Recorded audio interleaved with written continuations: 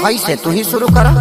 से पेन्हिना बलमा जी पियरिया ए जी पेन्हिना बलमा जी पियरिया चली छापरा के घाट चली छापरा के घाट का चाही बस के बहानिया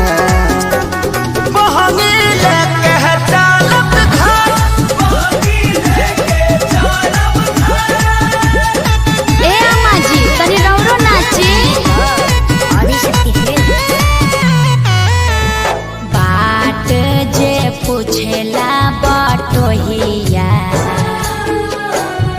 बाट जे पूछेला बटोहिया ई दल के करा के जा।